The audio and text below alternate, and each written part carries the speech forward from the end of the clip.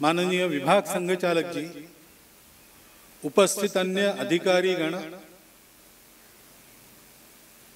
परम श्रद्धेय संत वृंद, आत्मीय स्वयंसेवक बंधु, नागरिक सज्जन, माता भगिनी,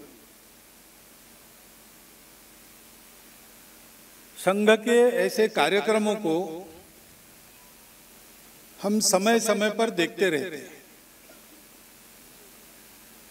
स्वयंसेवकों को भी गणवेश में ऐसे कार्यक्रमों में उपस्थित रहना, शारीरिक प्रदर्शन करना, गीत गाना, इस सब का अभ्यास है। अभ्यास का एक लाभ है कि जो काम करते हैं अभ्यास के कारण वो अपने आप निर्दोष होते चलता है। सहजता पूर्वक उत्तम काम करने के लिए अभ्यास आवश्यक है, प्रैक्टिस आवश्यक है। वो प्रैक्टिस हो जाती है, परंतु ध्यान नहीं रखा तो एक ही बात बार बार करने में मनुष्य वो बात क्यों कर रहे हैं इसको भूल जाता है। एक बार ऐसे हुआ कि एक गरीब आदमी रो रहा था, पैसा नहीं था, घर में खाने को कुछ नहीं था, बच्चे तंग कर रहे थे, उनको देने को कुछ नहीं था और आत्महत्या करने की हिम्मत नहीं थी, तो करेगा क्या, रो रहा था। तो वहां से एक महात्मा जी जा रहे थे। महात्मा जी ने पूछा, भाई क्यों रो रहे हो? तो उसने बताई अपनी हालत। तो महात्मा जी ने कहा, भाई रोने की जरूरत नहीं, तुम्हारे गांव की नदी है ना। तो बोले, महाराज ये नदी नहीं, खड्डा है, उसमें केवल वर्षा के समय पानी आके बह जाता है, बाकी सब पत्थर ही पत्थर दिख रहे। तो महात्मा जी ने कहा, वही बात है, वो पत्थर है ना, उसमें एक पत्थर पारस का पत्थर है, जो लोहे से लगने से लोहा सोना बन जाता है। तुम उस पत्थर को ढूंढ लो, तुम्हारा जन्म जन्मांतर का दारिद्र्य समाप्त हो जाएगा। अब महात्मा जी बात कही तो विश्वास तो हो ही गया। वो अपने घर से एक लोहे की सीग लेके आया और खड्ड में खड़ा रहा और एक एक पत्थर उठा के देख रहा है। उठाना, उस सीग को लगाना, फिर देखना, नहीं हुआ सोने की, फेंक देना, दूसरा उठाना, फिर से लगाना, देखना, फेंक देना, उठाओ लगाओ देखो फेंको। जैसे आपने 1 2 3 4 में व्यायाम योग किए, वैसा उसका अकेले का व्यायाम योग शुरू हो गया। उठाओ लगाओ देखो फेंको, उठाओ लगाओ देखो फेंको। करते करते गति से काम होने लगा, धुन लग गई और विचार भूल गया कि ये क्यों कर रहे। तो कभी एक बार उसके हाथ में वो पत्थर आया, उसने सीख को लगाया, सीख सोने की बन गई। आंखों ने देखा लेकिन भूल गए थे क्या करना है, क्यों देखना है, क्या देखना है। तो 4 में पत्थर को फेंक दिया और ऐसे हजारों पत्थर उठाए होंगे। एक बार उसको ठोकर लग गई तो एकदम होश में आ गया, अरे मैं क्या, हाँ नदी में मुझे वो ढूंढना है पत्थर। देखता है तो वो सीख सोने की बन गई, लेकिन पत्थर कहाँ, पारस पत्थर कहाँ से उठाया, कहाँ फेंका, कुछ मालूम नहीं। तो इतना ही प्रैक्टिस की, उसका एक तो फायदा हो गया कि एक सीख भर का सोना उसको मिल गया, लेकिन जीवन भर का मिल सकता था। तो करते समय क्यों कर रहे इसका विचार भूल जाने से वो जो बड़ा लाभ होने वाला था उसने छोड़ दिया। हम संघ के स्वयंसेवक जो बैठे हैं उनको तो ये सब पता है, उनका रोज का अभ्यास है। रोज के अभ्यास से ये काम उत्तम होते हैं। अनुशासन संघ का प्रसिद्ध है क्योंकि अभ्यास है, ये अच्छी बात है। लेकिन करते करते ये हम क्यों कर रहे हैं ये भूलना नहीं चाहिए। इतने सारे स्वयंसेवक अपने यहां पर है, मैं समझता हूं कि बहुत वर्षों के बाद कठुआ में इतना बड़ा गणवेश का एकत्रीकरण हम सब लोग देख रहे हैं। तो इसमें कुछ 100 नए भी लोग होंगे। और फिर आजकल संघ जरा देश की गतिविधियों के केंद्र में है, तो संघ क्या कर रहा है सभी लोग देखते रहते हैं। तो नागरिक भी अधिक संख्या में आए हैं जो इसके पहले संघ को देख नहीं रहे थे। तो इन सबको ही आवश्यकता होती है संघ क्या कर रहा है ये तो देख रहे हैं, लेकिन क्यों कर रहा है ये जानने की। हमको करना क्या है, क्योंकि ये नहीं जानेंगे तो फिर अपने अनुमान से अलग अलग अर्थ लोग निकालते हैं। एक लामा जी खड़े थे हिमालय के एक छोटे से टीले पर, शिखर पर नहीं, वहां से दूर देख रहे थे। आसपास के गांव से आने जाने वाले लोग लामा जी को देख रहे थे और अनुमान लगा रहे थे कि लामा जी उधर क्यों देख रहे हैं। तो किसी ने कहा कि वहां से वो सीनरी अच्छी दिखती होगी। दूसरे ने कहा, अरे लामा जी को सीनरी क्या नई बात है क्या, वो ऐसे कितने ही शिखरों पर चढ़े और देखा है। वो तो दूर से किसी को देख रहे होंगे, कुछ चल रहा होगा दूर तक तो वो देख रहे होंगे। तीसरे ने कहा, अरे वहां क्या चल रहा है, कोई चल के आता होगा, उसकी प्रतीक्षा कर रहे तो दूर से निहार रहे कि आ रहा है कि नहीं आ रहा। फिर एक ने पूछ ही लिया लामा जी को कि लामा जी वहां खड़े होके आप क्या देख रहे हैं। तो बोले जो दिख रहा है वो देख रहा हूं। तो बोले क्यों देख रहे हैं। नहीं ऐसे ही मन हुआ इसलिए चढ़ गया, देखने का मन हुआ इसलिए देख रहा हूं, कोई कारण नहीं है। लेकिन नीचे जो लोग थे उनका कभी विश्वास नहीं हुआ कि ऐसा है, लेकिन वास्तव में लामा जी वही कर रहे थे। उनका मन हुआ टीले पर चढ़ो, देखो, देखा। ऐसे संघ क्या कर रहा है, बहुत अनुमान लगाते लोग। एक कार्यक्रम ही देखते हैं तो गीत सुन के कोई कहता है कि इनकी कोई संगीत शाला होगी अखिल भारतीय, नियुद्ध वगैरह देखा तो क्या मार्शल आर्ट्स क्लब है, all India martial arts club. गणवेश वगैरह में तो ये पैरामिलिट्री वाले लोग हैं, ऐसा लोग मानते हैं। अब राजनीतिक दल में भी इसके कुछ स्वयंसेवक है तो आजकल प्रसिद्ध हो गए, तो फिर खबरें छपती है कि वो संघ के सरसंघ चालक आए हैं और चुनाव के लिए स्वयंसेवकों की नब्ज टटोल रहे हैं। मैं तो जानवरों का डॉक्टर हूं, मनुष्यों की नब्ज नहीं टटोलता, मैं सीखा नहीं मैं, लेकिन ऐसे अनुमान लगा। अनुमान के जगह प्रत्यक्ष है, अंदर आके देखना, जो है वो दिख जाएगा, समझ जाएंगे। अंदर आकर देखने के लिए भी थोड़ा सा भरोसा चाहिए कि गलत जगह अंदर नहीं जा रहे, तो बाहर आना ही मुश्किल हो जाएगा। इसलिए कुछ बातें मैं आपके सामने रखता हूं, स्वयं सेवकों के पुनर्स्मरण के लिए और बाकी लोगों के जानने के लिए। अभी हमने गीत सुना, विश्व को जिन बातों की आज आवश्यकता है उन बातों को विश्व को दे सकने वाला दुनिया में एकमात्र देश है भारतवर्ष। क्योंकि विश्व के पास बाकी सब कुछ है, लेकिन जिससे सुख मिले, समाधान मिले, संतोष हो, वो बात नहीं। और जो बाकी सब कुछ है वो हमको न बिगाड़े, इसके लिए जो डिफेंस चाहिए, सुरक्षा चाहिए, वो बाकी लोगों के पास नहीं है। मनुष्य सुखी हो, संतोष समाधान से जीवन काटे, दुनिया के कलह बंद हो, सर्वत्र शांति फैले, सर्वत्र समाधान रहे, और सब कुछ होने के बाद भी मनुष्य का सदाचार सद्भाव बना रहे। इस इच्छा से गत 2000 वर्षों में सब प्रकार के प्रयोग दुनिया ने करके देख लिए। जड़वाद के आधार पर भी किए, आस्तिकवाद के आधार पर भी किए, भगवान को मानकर भी किए, भगवान को न मानते हुए भी किए, समाजवादी दृष्टिकोण से भी किए, पूंजीवादी दृष्टिकोण से भी किए, व्यक्तिवादी दृष्टिकोण से भी किए, समूहवादी दृष्टिकोण से भी किए। लेकिन सब आजमाने के बाद फल क्या मिलता है? साधन सुविधा बहुत बढ़ गई, मनुष्य संपन्न हो गया।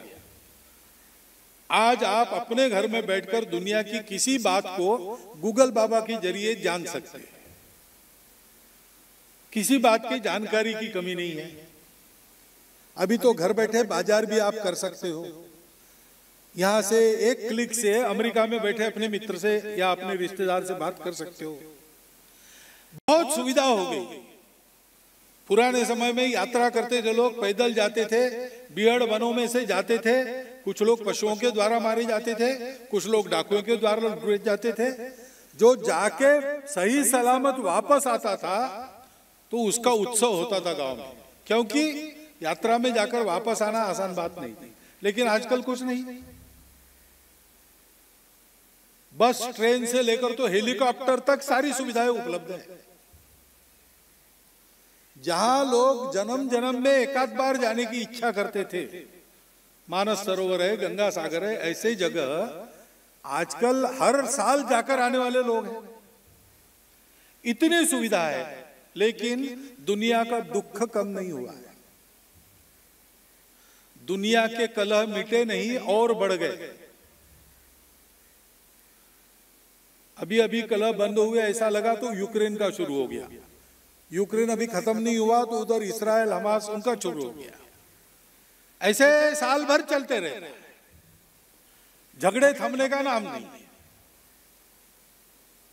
साधन सुविधा संपत्ति भी बढ़ गई, लेकिन अपराध भी बढ़ गए। छोटे छोटे बच्चे अपने विद्यालय में बंदूक लेके जाते और अपने सहपाठियों को भून देते। मानसिक विकृति बन गई, परिवार टूटने लगे, घटस्फोटों का प्रमाण बढ़ने लगा। ये सब हो रहा है। अपने सुख के लिए जो साधन हमने अपनाए, उन साधनों से भी ये खराबी हो रही है। तो अभी आर्टिफिशियल इंटेलिजेंस आ रहा है। पूर्वानुभव के आधार पर अनेक शास्त्रज्ञों को ये डर लगता है कि ये ला तो रहे हैं हम, लेकिन कहीं आज हम मशीन को चला रहे, मशीन कल हमको चलाने न लगे। इस उहापोह में दुनिया है, उसको रास्ता मिल नहीं रहा और उनको लगता है कि रास्ता भारत से ही मिलेगा, क्योंकि ऐसे ही उस समय के तंत्र ज्ञान में नंबर 1 भारत था। सोने की चिड़िया कहलाता था। यहां गरीबी नहीं थी, भिखारी नहीं थे, चोरी नहीं थी, अप्रामाणिकता नहीं थी। सब लोग समाधान पूर्वक रहते थे। भाषा, पंथ, प्रांत, जाति पाति सब विविधता थी, लेकिन आपस में कलह नहीं था। ऐसा 1 नहीं 2 नहीं 3000 साल तक भारत रहा। अभी अभी तक भारत पर आक्रमणों का तांता शुरू होने के पहले तक भारत सब मामलों में दुनिया का नंबर 1 था। भारत के पास कोई प्राचीन पूंजी ऐसी है जिससे दुनिया को रास्ता मिल सकता है, और मिलता है। अभी G20 हुआ। G20 में मुख्यतः आर्थिक और भू राजनीतिक मामलों का विचार होता है। वो भी अर्थाधारित ही विचार होता है। व्यापारी मानसिकता से ही सारे देशों के मुख्य और प्रशासक वहां आते, चर्चा करते। लेकिन भारत में परिषद हुई, भारत यजमान बना, तो परिणाम क्या हुआ? अर्थाधारित विचार करने वालों ने वसुधैव कुटुंबकम के मानवीय विचार को स्वीकृत किया। आर्थिक विचार पर मानवीय विचार स्वार हो गया। अब उसके क्रियाकलाप जरूर बदलेंगे। यह दिशा भारत में ही उनको मिलती और भारत में उनको मिलनी ही थी, क्योंकि भारत के पास अपना एक दृष्टिकोण है। वो थियरी नहीं है, वो प्रत्यक्ष अनुभूति है। भारत के पूर्वजों ने बहुत पहले ये जाना कि दिखता सब अलग अलग है, लेकिन एक से ही निकला है। विविधता में एकता को ढूंढना नहीं पड़ता है, क्योंकि एकता की ही सारी विविधताएं हैं। वो एक ही अपनी इच्छा से विविध बना है। विविधता में विचरण करना पड़ता है हम लोगों को भौतिक जीवन में। एकता का भान रख के चले तो सुख ही सुख है। इसलिए उस एकता को जानो, वो परम लक्ष्य है। सुख को ढूंढना है तो सुख बाहर नहीं है, सुख अपने अंदर है। गुलाब जामुन खाएंगे, कितने खाएंगे? खवैये लोग हैं, 100 खाते हैं, लेकिन 100 के बाद 101वां उनसे भी निगलना नहीं होता। फिर 10-25 और ठूसे जाएंगे तो निगल लेंगे, लेकिन एक समय आएगा कि वही गुलाब जामुन जैसा पहले था वैसा ही 125वां या 150वां उनके मुंह में ठूसेंगे तो उल्टी हो जाएगी। तो वो मिठास जो अच्छी लगती है वो गुलाब जामुन में थी कि अपने मन में थी? वो अपने मन में थी। और इसलिए सुख का उद्गम अपने अंदर है। जो सबके अंदर है वो ही हमारे अंदर है। जो एक विविध बना है वो सब में है। अपने अंदर उसको जानो और सब में उसको देखना सीखो तो शाश्वत सुख मिलता है। और उसके लिए अपने व्यवहार को सत्य, करुणा, शुचिता और तपस, इन 4 मूल्यों की चौखट में रखकर जीवन जीना पड़ता है। सत्य यह है, एक के ही सब बने हैं, इसलिए सब अपने हैं। वसुधैव कुटुंबकम। स्वयं के लिए नहीं जीना, अपने लिए नहीं जीना, अपनों के लिए जीना तो सुख मिलेगा। इस सत्य को मानकर और सत्य को करुणा के लेप में लपेटकर, क्योंकि सत्य बड़ा कटु भी होता है, सत्य को पहुंचाने के लिए मनुष्य में करुणा चाहिए। अपनों के लिए जीने के लिए भी करुणा चाहिए। प्रेम भक्ति का ही एक रूप करुणा है। उस करुणा के साथ चलो। और ऐसा अगर होना है तो आपको अंतर्बाह्य पवित्र होना पड़ेगा। विकारों के पीछे मत भागो। काम, क्रोध, लोभ, मोह, मद, मत्सर, ये षड्रिपु है, अपने 6 शत्रु है। इनसे दूर हटो, अपने अंतर को मुक्त करो, शरीर मन बुद्धि से पवित्र हो जाओ और उसको जानने की तपस्या करो। ऐसा पवित्र बनने की तपस्या करो। जो ऐसी तपस्या करता है, अपनों के लिए जीता है, मैं और बाकी सब, इनमें कोई अंतर नहीं है। ऊपर से दिखने वाली बातें अलग है, लेकिन अंदर सब माल एक ही है। ये जानकर जो चलता है वो मुक्त हो जाता है। उसको फिर दुनिया के बंधन रोक नहीं सकते। ये बात हमारे ऋषि मुनियों ने जीवन जीकर अनुभूति के आधार पर बताई और आज भी ऐसा बता सकने वाले जीवन हमारे पास है, प्रत्यक्ष है। ये जो हमारे सनातन धर्म के मूल्य है, इसके आधार पर हम केवल उपदेश करते नहीं रहे, हमने अपना जीवन ऐसा बने, ऐसी आदतें लगाने वाली एक संस्कारों की व्यवस्था शुरू की। वो आदिकाल से अब तक चल रही है। वो हमारी संस्कृति है, सनातन काल से चलने वाली ये सनातन संस्कृति। ये सब हमारे देश में उपजा, लेकिन ये केवल हमारे लिए नहीं है, क्योंकि सब अपने हैं तो ये सबके लिए है। हमने कभी इसको हिंदू वगैरह नाम नहीं दिया, हमने इसको सनातन धर्म का, सनातन संस्कृति का। इसके आधार पर दुनिया चलती है। दुनिया कैसे चलती है? पृथ्वी सूक्त की पहली ऋचा है, जिस सूक्त में वो प्रसिद्ध माता भूमि पुत्रो अहम पृथिव्याम ऐसी पंक्ति मिलती है, सब जगह लोग बोलते रहते। उस सूक्त के पहले पंक्ति में कहा है कि ये सृष्टि टिकी किस पर है? सत्य पर टिकी है। दूसरा कहते हैं कि संतुलित व्यवहार पर टिकी है। तीसरा कहते हैं कि सामूहिक व्यवहार पर टिकी है। चौथा कहते हैं कि तन मन की उद्देश्य की पवित्रता के आधार पर टिकी है। ये सारा वर्णन उसमें है। जीवन ऐसा बनाने के लिए ज्ञान तो हो गया बुद्धि में, मन ने तो मान लिया, लेकिन शरीर को आदत लगानी पड़ती है। तो छोटी छोटी बातों की आदत कराने वाली संस्कार पद्धति, संस्कृति, जिससे हमारा समाज का स्वभाव बना, हमारे समाज की संस्कृति बनी, वो हमारी संस्कृति है। अपने घर के सामने कोई मांगने वाला आ जाए तो आज भी हम सोचते हैं कि आया है तो कुछ तो दे दो, पूरी मांगे नहीं कर सकते आप, लेकिन मुट्ठी भर चावल ही दे देंगे, एक आध पैसा ही दे देंगे। और देंगे तो किसके हाथ से देंगे? घर में जो छोटा बच्चा है उसको भेजेंगे, क्योंकि उस बच्चे को बचपन से पता रहेगा कि हमारे घर में जो भरा पड़ा है वो केवल हमारे अपने लिए नहीं है। जो जरूरत वाला व्यक्ति घर के सामने आता है उसका परिचय बिना पूछे उसको जरूरत है, इसमें से देना है। हम ट्रस्टी है, संपत्ति हमारी नहीं है, संपत्ति राजा की नहीं है, संपत्ति भगवान की है। राजा भी ट्रस्टी है, हम भी ट्रस्टी है। इस प्रकार की बड़ी बातों की आदत करने वाली छोटी छोटी बातें, उनको कहते हैं संस्कार।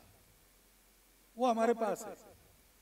उसके आधार पर जो जीवन बनता है वो जीवन स्वयं संपन्न होकर सबके जीवन को संपन्न करता है, सृष्टि को भी संपन्न करता है।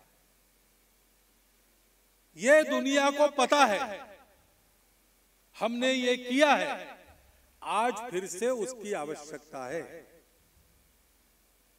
जब स्वामी जी कहते हैं, स्वामी विवेकानंद जी, कि दुनिया को धर्म देने के लिए भारत का जन्म है, भारत धर्म प्राण देश है, या योगी अरविंद कहते हैं कि सनातन धर्म का उत्थान ही भारत का उत्थान है, सनातन धर्म के उत्थान के लिए ही हिंदू राष्ट्र का उत्थान होता है।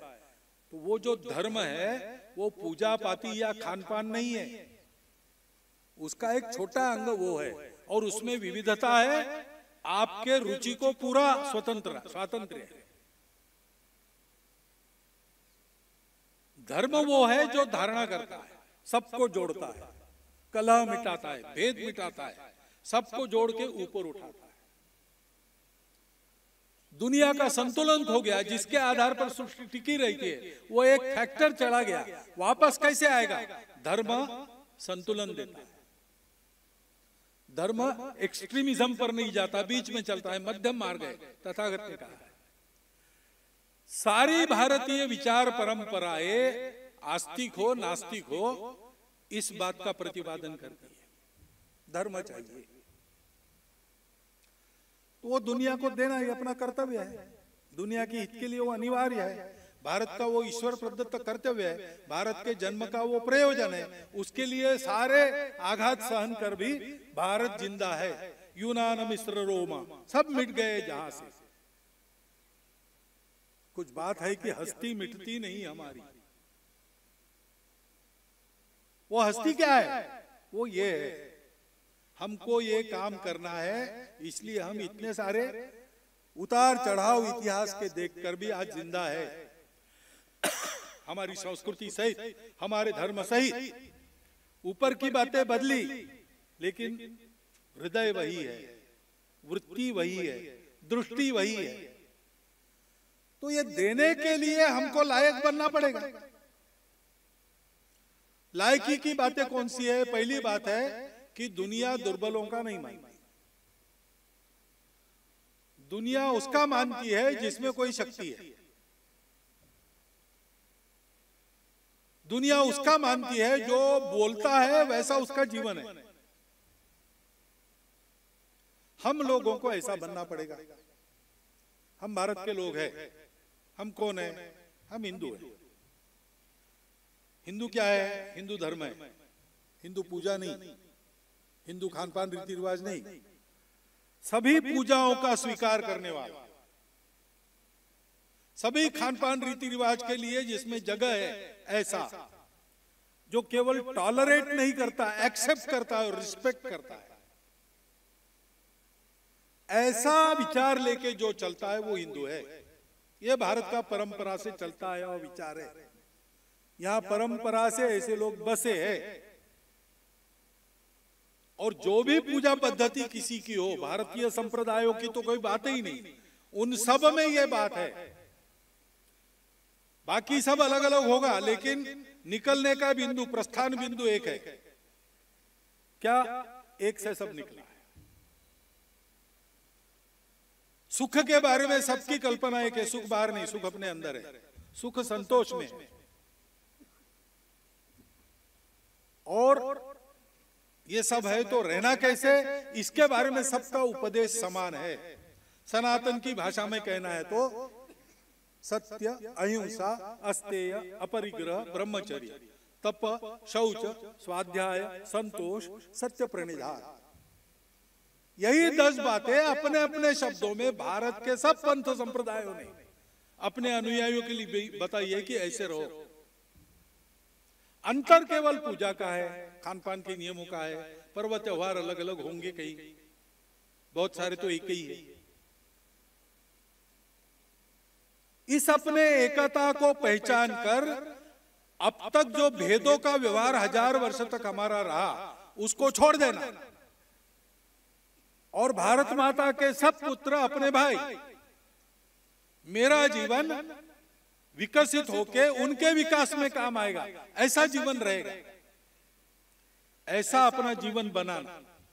उसके लिए रोज संघ की शाखा में आना, बाहर की दुनिया को भूल जाओ, दाल आटे के भाव भूल जाओ, कहां काल जल लड़ाई झगड़ा हो रहा है भूल जाओ, यहां आओ, भारत माता को ही सामने रखो, उसके भक्ति के ही गीत गाओ, भारत माता के पुत्रों के साथ वो कौन है, कितने कमाते हैं, किस जाति के है, कुछ विचार मत करो, वो अपने भाई है। भारत माता की धूल में लोटपोट होकर खेल खेलों में से छोटी छोटी बातों में से बड़ी बातों के गुण विकसित करो और ऐसा करते हुए सबको जोड़ो। सब मिलकर भारत को बड़ा बनाएंगे ताकि भारत सब विश्व के देशों को साथ लेकर दुनिया को सुख शांति का नया रास्ता दिखाएगा। संघ का काम इसके लिए चला है। प्रार्थना होगी, आप सुनेंगे। आखिरी कड़ी देखिए, विजेत्री चन संहता कार्य शक्ति, हमारी संगठित कार्य शक्ति के भरोसे विधायास्य धर्मस्य संरक्षणम, उस कार्य शक्ति का उपयोग गुंडागर्दी के लिए नहीं, लड़ाई झगड़े के लिए नहीं, धर्म का संरक्षण करने के लिए। जोड़ने वाला तत्व, बिखरने न देने वाला तत्व, सबको उन्नत करने वाला तत्व, उसकी सुरक्षा के लिए उपयोग करते हुए हम अपने देश को परम वैभव संपन्न बनाएंगे। इसके लिए शीघ्र समर्थ बने। परम वैभव ने तुम्हें तत्स्वराष्ट्रम समर्था भवतु, भगवान को कहते तुम्हारा आशीष दो, भृशम जल्दी हो।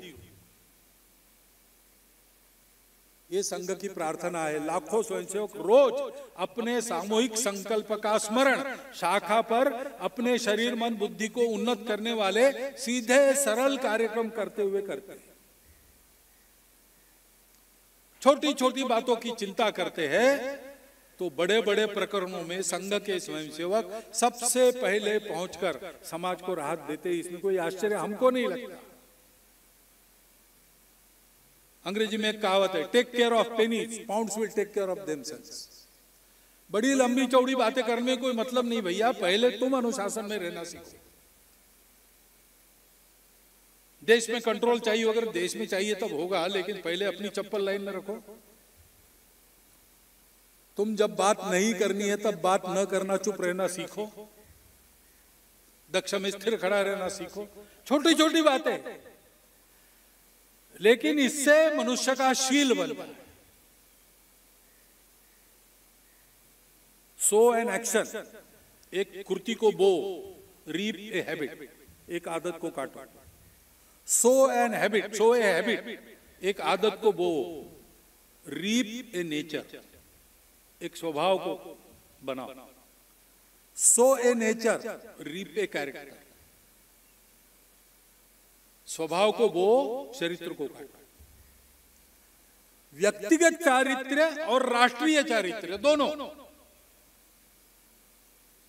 हमको भी शुद्ध रहना है, पवित्र रहना है। दुनियादारी के कीचड़ में उतरकर भी अपने आप को उससे अलग रखकर उससे डील करना है, उसको हैंडल करना है। ये प्रपंच की कुशलता है। कुशलस्य उपसंपदा, ऐसा तथागत ने कहा है। योगः कर्मसु कौशलम, ऐसे श्री कृष्ण ने कहा है गीता में। उसका अर्थ यही है। दुनिया में निकलते हैं तो प्रकृति स्वभाव के अनुसार चलता है, तो हम अहिंसक है, लेकिन सामने से कोई नाग जा रहा है तो हम उससे बचेंगे जरूर, उसको जाके मारेंगे नहीं, सर्पमित्र को बुलाएंगे, उसको छोड़ देंगे जंगल में। लेकिन जानबूझकर मैं तो अहिंसा का पालन करने वाला हूं, मुझे कुछ नहीं करेगा, इसलिए उसके सामने नहीं जाता। ये कुशलता है।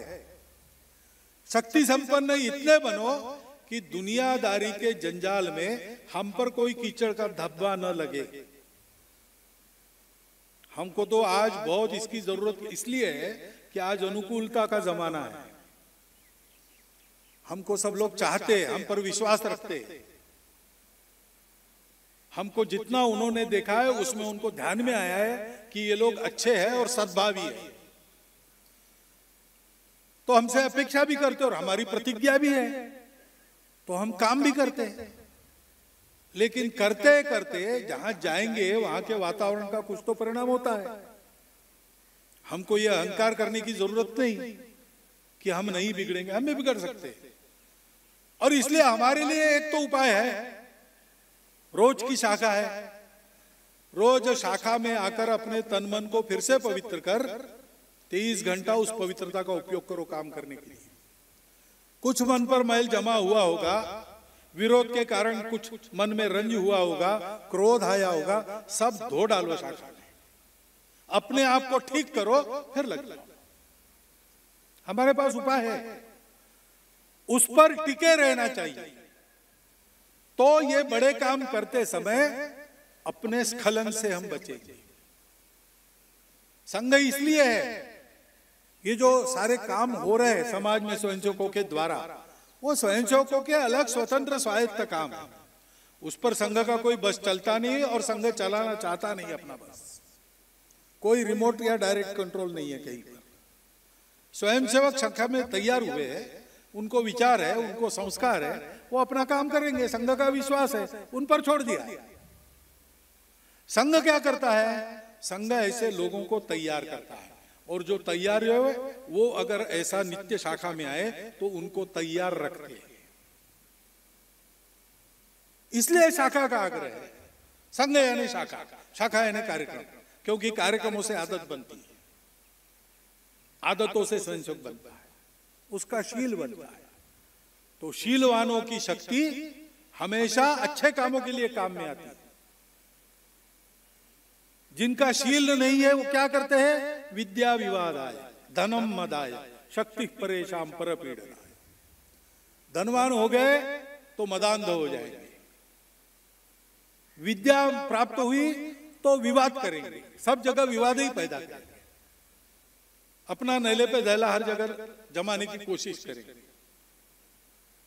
और शक्ति है तो दूसरों को कष्ट देने में उसका उपयोग करेंगे। लेकिन शीलवान जो है ये खलस्य, साधुओं का, दुष्टों का ऐसा है। साधु विपरीतम, इसके उल्टा है। ज्ञानाय दानाय च रक्षणाय। विद्यावान लोग दूसरों का ज्ञान बढ़ाने के लिए उसका उपयोग करते हैं, धन का उपयोग दान करने के लिए करते हैं, और शक्ति का उपयोग दुर्बलों की रक्षा के लिए करते हैं। ऐसा शील उत्पन्न करना व्यक्तिगत दृष्टि से भी और राष्ट्रीय दृष्टि से भी। व्यक्तिगत दृष्टि से अहिंसा आवश्यक है, अनिवार्य है, हमारे धर्म के मूल्यों में से एक है। करुणा और अहिंसा दो अलग बातें नहीं है। परंतु दुनिया में दुष्टों से दुर्बलों की रक्षा करनी है तो हाथ में शस्त्र धारण करना पड़ता है। इसका अनुभव तो हम स्वतंत्रता के बाद बार बार ले चुके हैं। और इसलिए राष्ट्रीय संदर्भ में चारित्र्य का विचार करते समय एक के गुण का विचार नहीं करना पड़ता, सबकी सुरक्षा, सबके हित का विचार करना पड़ता है। अहित करने वाले, समाज को तोड़ने चाहने वाले, देश को तोड़ना चाहने वाले, उनके लिए जिस उपाय से उनका निराश होगा उस उपाय को करना, यह अहिंसा ही है। ऐसे हमारे व्यक्तिगत सद्गुण हैं, उन व्यक्तिगत सद्गुणों का व्यक्तिगत जीवन में पूर्ण स्थान है। राष्ट्रीय संदर्भ में हो सकता है कि हमको सबके हित के लिए कुछ विचार करना पड़े। नियम और अनुशासन पालन का युधिष्ठिर का स्वभाव था। तो द्यूत में नियम था क्षत्रियों के लिए, द्यूत का आह्वान हो तो पीठ नहीं दिखाना। तो मालूम होकर भी कि दूसरे बार बुलाया, फिर से कुछ षड्यंत्र होगा, खेलने के लिए गए। क्यों? अनुशासन पालन करने। लेकिन उनको स्वर्ग का भी अनुशासन पता था कि स्वर्ग में सभी मनुष्यों को भी प्रवेश नहीं है सदैव, केवल पुण्यवानों को मिलता है, कुत्ते को प्रवेश तो मिल ही नहीं सकता। लेकिन उन्होंने कहा कि हमारे साथ चल के ये कुत्ता आया इतना दूर तक, मेरे चारों भाई और मेरी पत्नी वो दोनों पीछे छूट गए, उनके प्राण चले गए, लेकिन ये कुत्ता मेरी साथ दे रहा है, वो अगर सदैव नहीं आता मेरे साथ तो मुझे स्वर्ग नहीं चाहिए। ये फर्क है राष्ट्रीय और व्यक्तिगत चारित्र्य में। नियम अनुशासन का पालन वहां आवश्यक था। एक का प्रश्न था, धर्मराज्य का राज्य रहेगा कि जाएगा। यहां पर एक का प्रश्न नहीं था, इतने दूर से चल के कुत्ता साथ आया है, अब उस बर्फ में उसको अकेले छोड़ देंगे। दूसरी का एक का विचार था। ये सब सीखने के लिए स्वयंसेवक संघ में आते हैं और ये सीख कर समाज के हित के लिए इसका विनियोग करते हैं। क्यों? क्योंकि ये समाज संगठित बने, निर्भय बने, अपना जो परंपरागत स्वत्व है उसके आधार पर खड़ा हो और उसकी आवश्यक बातें जो दुनिया को आज चाहिए वो देने के लिए समर्थ देश का निर्माण करे। देश का निर्माण देश की जनता करती है। देश की जनता गुणवान होती है तब देश का भाग्य बदलता है। करने वाले तो बहुत आते हैं, महापुरुष बहुत आते हैं, अच्छे अच्छे विचार भी, तत्वज्ञान भी आते हैं, ये सब सहायक होते हैं, ये अकेले कुछ नहीं कर सकते। इन सबको एक बड़ा साथ चाहिए, वो समाज की इच्छा शक्ति और समाज के सद्गुणों का। उन सद्गुणों की साधना और अपने राष्ट्र को परम वैभव संपन्न राष्ट्र बनाने की इच्छा शक्ति, इन दोनों का निर्माण संघ की शाखा में होता है। वही करने के लिए संघ है। ये छोड़कर संघ को और कुछ करना नहीं। बाकी जो करना आवश्यक है स्वयं सब कर ले, समाज कर ले, समाज तैयार होगा तब।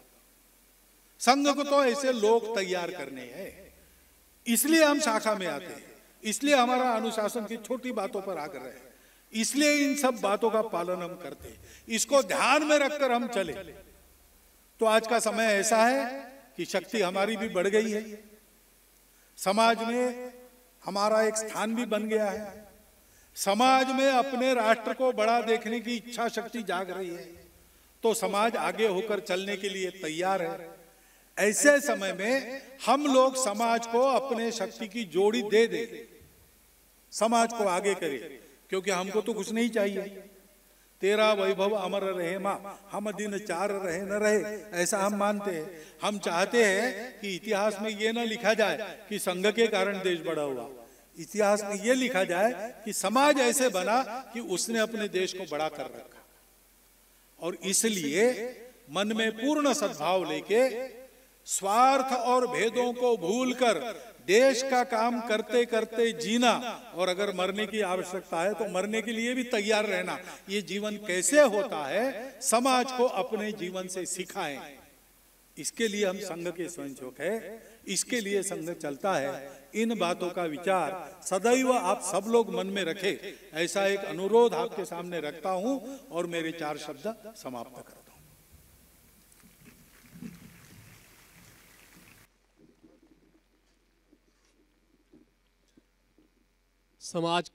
समाज के बंधुओं व माताओं बहनों से आग्रह है कि उत्तिष्ठ की आज्ञा के बाद सभी अपने स्थान पे खड़े रहेंगे। सावधान, उत्तिष्ठ, रमा।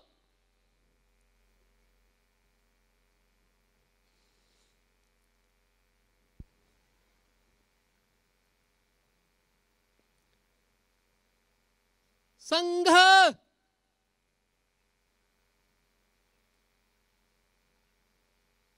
तक्ष